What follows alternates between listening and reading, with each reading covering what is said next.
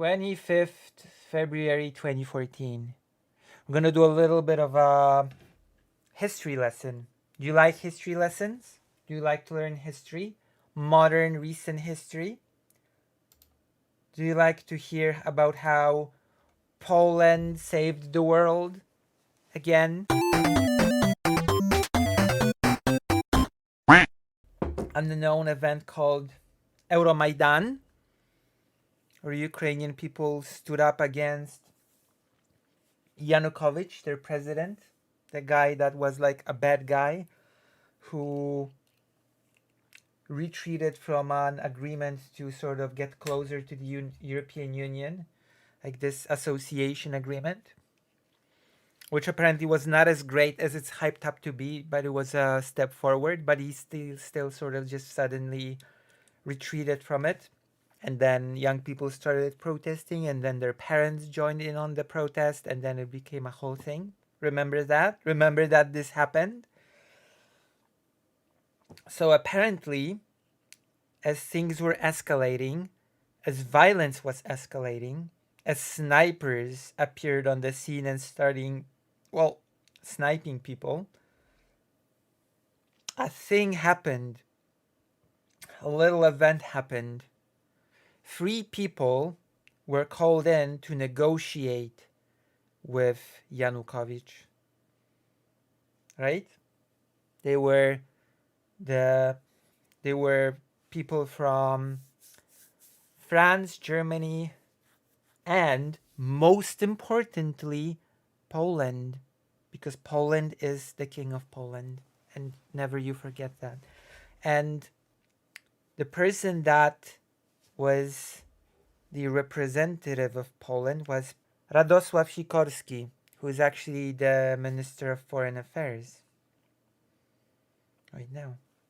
And Sikorski did a whole lengthy negotiation with Yanukovych, noting that he has no emotional sort of capacity to care about people being killed as they negotiated. And Sikorski sort of pushed for a deal with Yanukovych. The deal would be basically holding early elections in the country. And it is important to note that at first, there's this famous video circling around of Sikorski going to representatives of the protesters and saying, if you don't take this deal, you'll all be dead.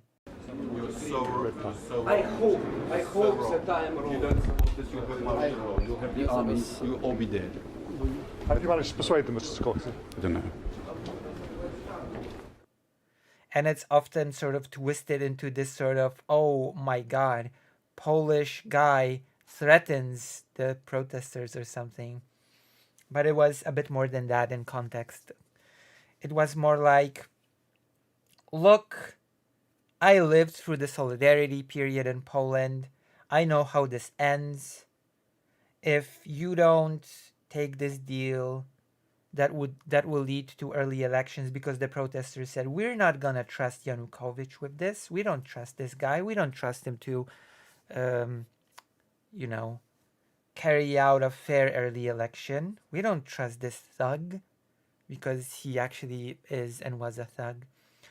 And so basically Sikorski said to that, look, I've been through this in Poland, solidarity and such. If you don't take this deal, the violence will just escalate. You'll end up with martial law, army stepping in, there'll be bloodshed, you'll all be dead, basically, you'll get killed. So reluctantly, the protesters agreed to the deal. They agreed to an early election held by Yanukovych.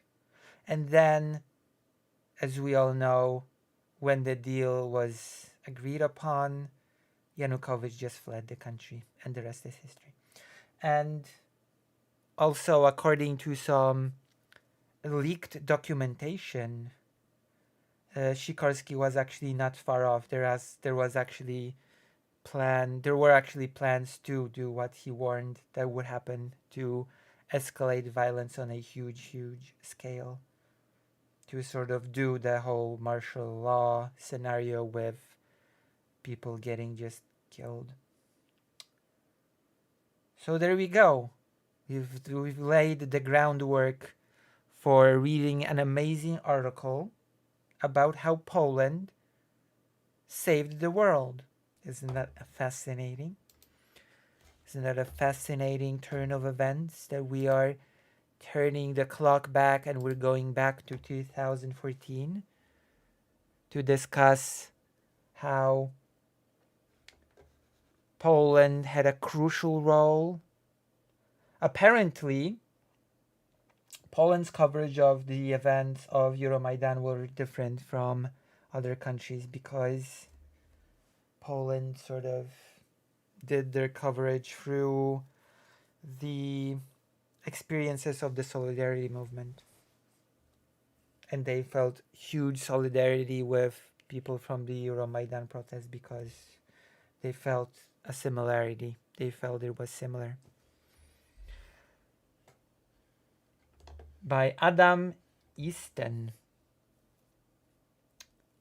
No one would call Poland one of Europe's superpowers, but it played an important role in the final hours of the presidency of Ukraine's Viktor Yanukovych. As the number of opposition protesters killed by Mr. Yanukovych's security forces around the Maidan rose last Thursday, because as I will remind you, we are reading an article from February 2014. The foreign ministers of three European Union countries were called in to negotiate a peace deal. He's a foreign minister again, I guess. No surprise that heavyweights Germany and France were there, but alongside them was Poland's Radosław Sikorski. It was Mr. Sikorski who was filmed warning an opposition leader that if he didn't support the deal, you'll have martial law, you'll have the army, and you will all be dead. I know that this is like a famous, super famous clip circulating around. I think even... I believe even people that are tankies sort of use this clip to, for some reason, claim that it's evidence of CIA involvement. I think so, something along those lines, that they were just basically controlling Ukrainian protesters, ordering them around, telling them what to do.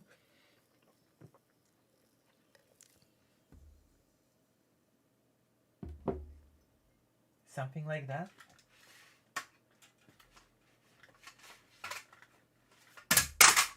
Oh.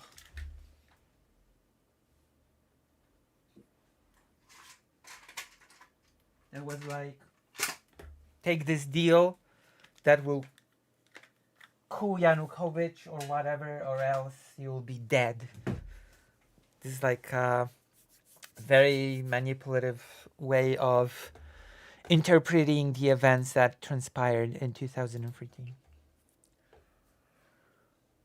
The agreement was signed but never implemented because immediately afterwards President Yanukovych left the city and his security personnel abandoned their posts at government buildings, which is interesting that once he fled, the security was like, I guess we don't have to care anymore. I guess we'll just leave.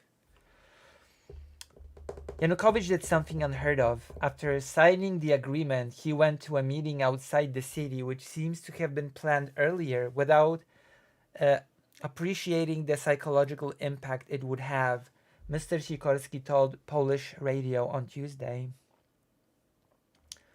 Maybe he planned his escape, but he had no obligation to remove the security from the government buildings, and this allowed the opposition to occupy them without firing a shot, he added. Mr. Sikorski said he saw security forces with machine guns and a sniper on Kyiv Street before the negotiations started. He posted a photo of this on his Twitter account. Security forces seemed to melt away after President Yanukovych abandoned Kyiv. People were being killed at that very moment, he said. Yanukovych proved himself to be as bloodthirsty as possible, ready to use force, and that's why the negotiations were so dramatic. But at the moment they started and they went on through the night without a break, the killing stopped, he added. Poland's negotiating role has been praised both at home and abroad. Once the agreement was signed, it turned the tables against Yanukovych because his supporters realized his power was waning and it was time to jump ship. So that is basically probably why he fled, because he lost the backing of his supporters.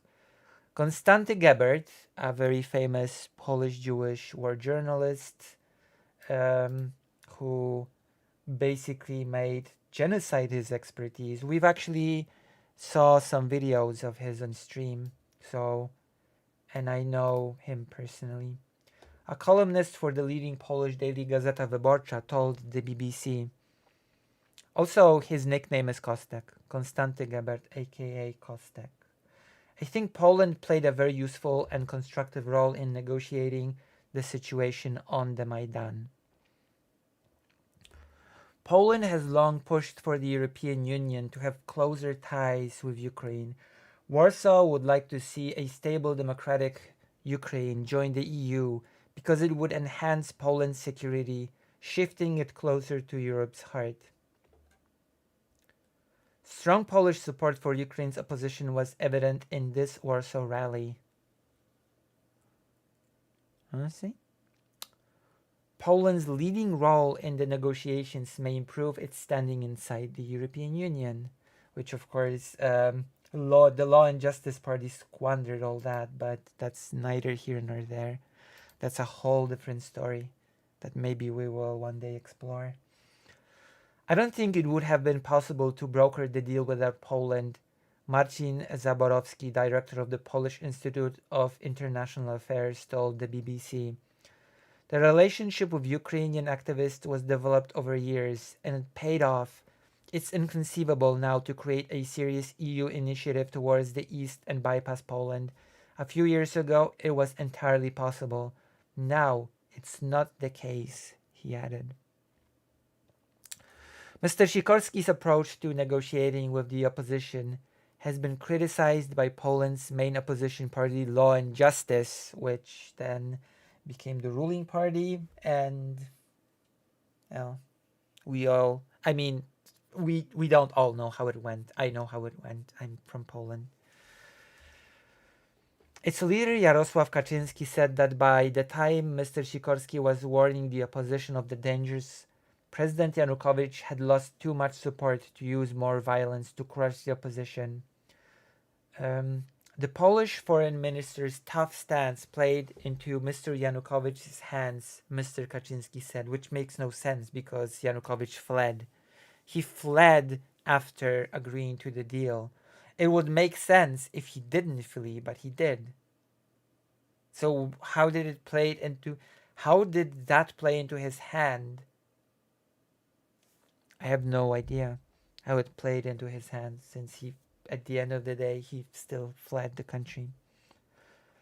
Mr. Sikorski said documents released on Tuesday prove President Yanukovych had plans to use greater force. I was right that a bloody end to the Maidan was still possible, and the documents now being issued show that it was possible. Above all, it was my duty to warn the opposition how serious the situation was, he said. Which sort of, when you consider the fact that Poland had sort of went through a thing like that prior with Solidarity, makes perfect sense, right? To assume that something similar might have happened. It's not unreasonable for sure. Sort of be like, hey, you might just end up in a situation like we did. Well, worse, because when martial law was enacted in Poland in the 80s, people were not just outright murdered, but they were arrested. My father was not killed in 81, he was just arrested. I guess that would be a big difference because Sikorski said you will be dead, but people weren't really en masse killed during the martial law period in Poland. So there you go. We just learned a little bit about Poland's crucial, majestic role in Euromaidan and its conclusion. Isn't that amazing? The revolution of dignity and its parallels to the solidarity movement.